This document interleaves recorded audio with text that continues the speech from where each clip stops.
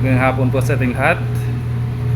So, meron po tayong MLG 22 sa PRB KWO. So, ang complaint po dito is occasionally, minsan di nagpa-function yung yung washer. So, check upin natin kung ano nangyari. Kuha muna tayo ng pangbukas.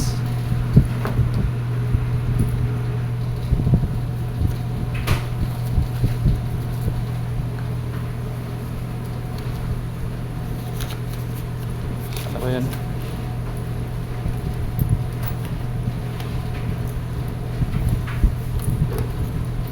So,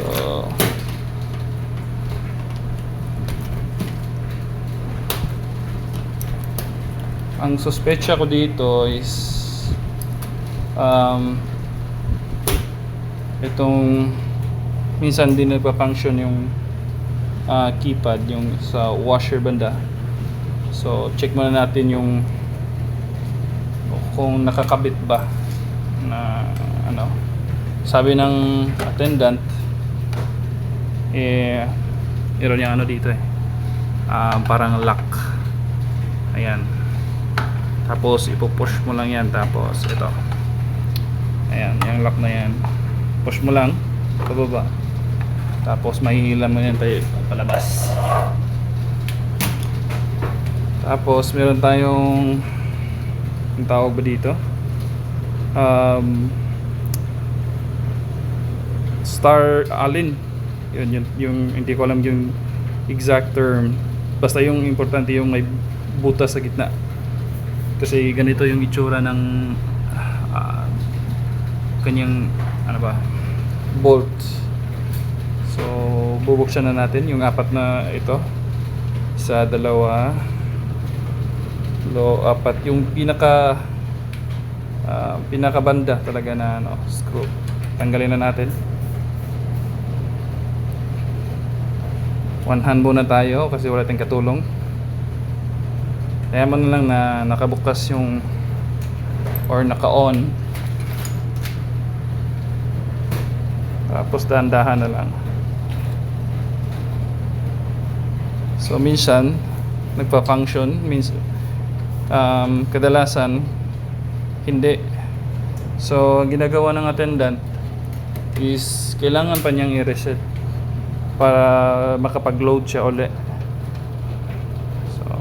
Ay nako, medyo mahigpit to.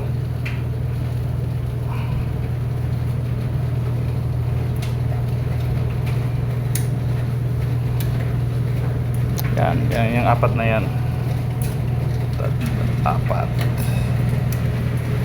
So gawin muna natin, check muna natin kung baka malikabok na yung terminal, lahat ng mga terminal sa loob. At pagtapos i-hard reset natin, tsaka subukan natin ng siguro mga 3 beses para sure tayo kung mag-o-occur pa ba talaga. Kasi ang nangyayari wala di talaga nagpa-function Pwede naman natin tingnan muna. Miss na kay Yawi. Iramin mo natin yung susi. Ito yung susian para pag-reset. Tingnan natin, i-check muna natin kung lahat ba ng buttons ay gumagana. Yan, mag-check muna tayo. So, habang naghihintay, ayun. So, tusok mo lang. Ayan. Tapos pwede pumasok yan. Makita mo yung 600. Tapos hanapin mo lang yung extra range dito sa button.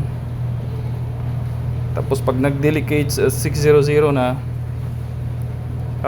press delicates ka lang, long press hanggang mag P01, lalabas yung P01. Long press lang, tiyaga lang. Mayroon naman talaga eh.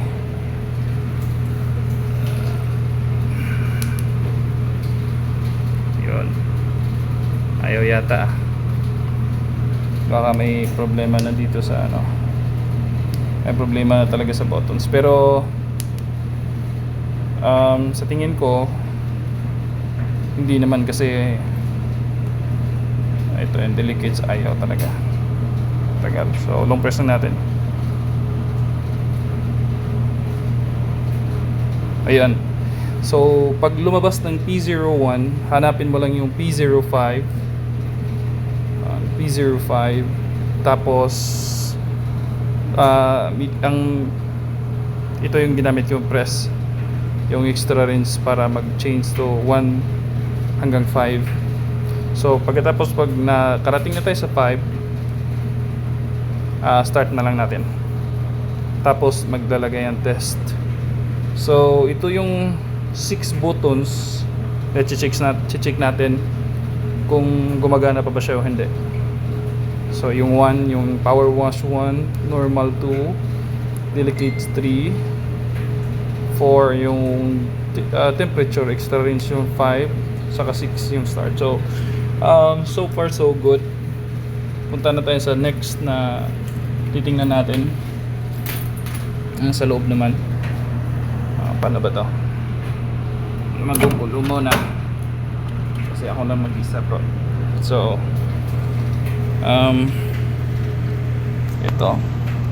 ito yung terminal niya. Check muna natin. Baka ma-recover lang.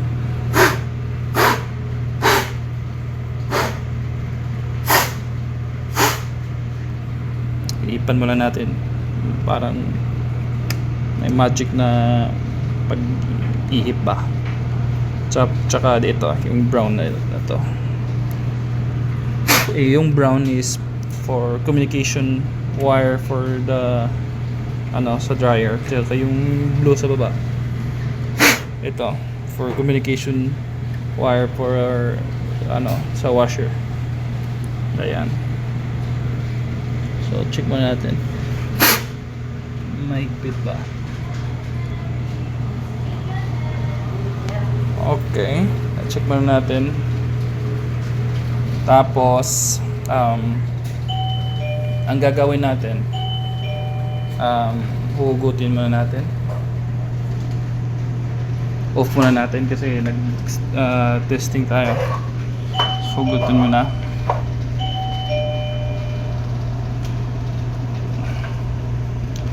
Tapos balik. Yan, magsa-start na yan. So mag-i-initiate tayo ng hard restart or tarang factory reset yung gagawin natin.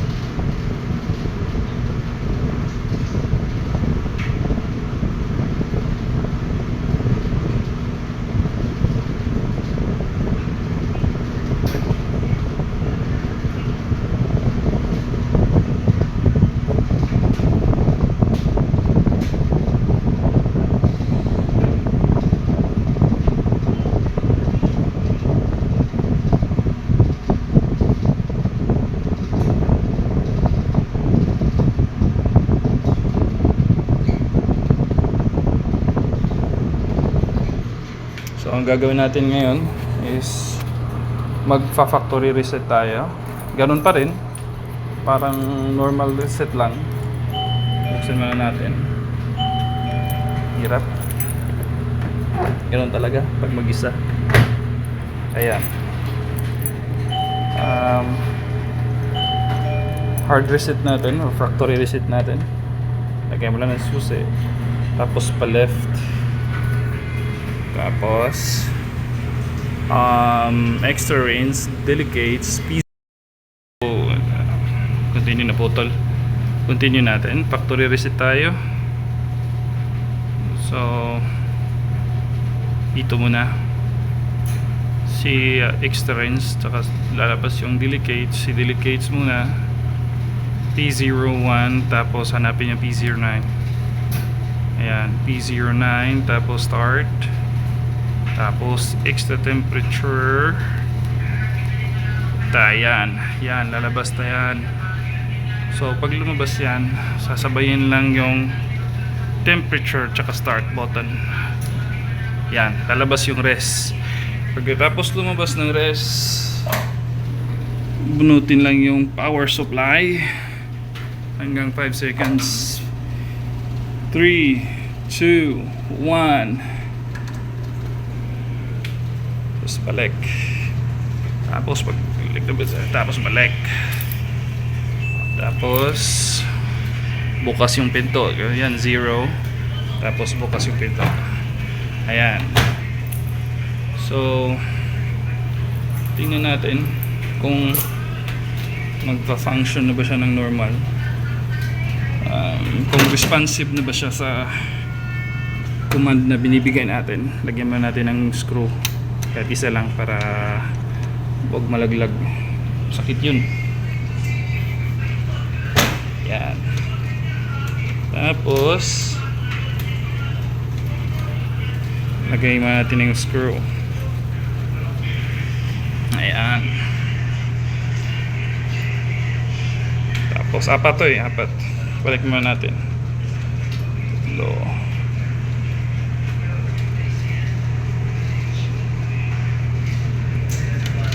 Apat.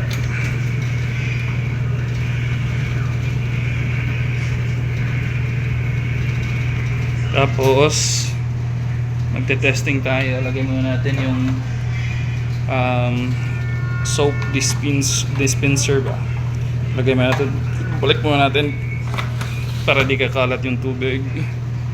Tapos press normal. Tapos responsive siya. Tapos warm. 28. So tama-tama. Hindi wala na bago sa kanyang oras. Lahat ay normal. Titingnan lang natin yung tubig kung may lalabas ba o wala. So while waiting, lalabas po muna yung old tubig na tawag ba dun? Pundo ba? Ano yung pundo? So okay, higpitan lang. Ayan, may tubig na. Paano ba? Ayan o. Naririnig natin yan yung ano tawag dun? Hindi naman siguro kaluskos ba. Ito yung first trial natin hanggang 28 minutes.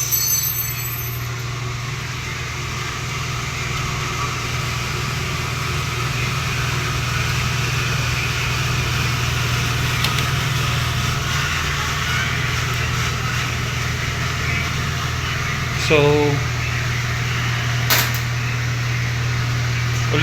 uli sabi ng attendant, nag-o-occur yung problema pagkatapos ng mag-wash. So hindi na nagpa-function, ayaw nang mag-press, ayaw nang sumunod sa command. Kung kunyari power wash, well, hindi magre-register yung power wash dyan, tas start, ayaw niya. So far nung ginawa natin yung tinignan natin yung or parang nilinisan yung terminal, tsaka nag-reset tayo. So far naman sumunod agad. Pero sabi nga ng attendant is doon na sa pangalawa nag-occur yung problema. So, wait tayo ng mga 27 minutes pagkatapos mag-wash. Tingnan natin kung ano yung problema niya, kung mag-o-occur pa ba yung problema. Wait for 27 minutes.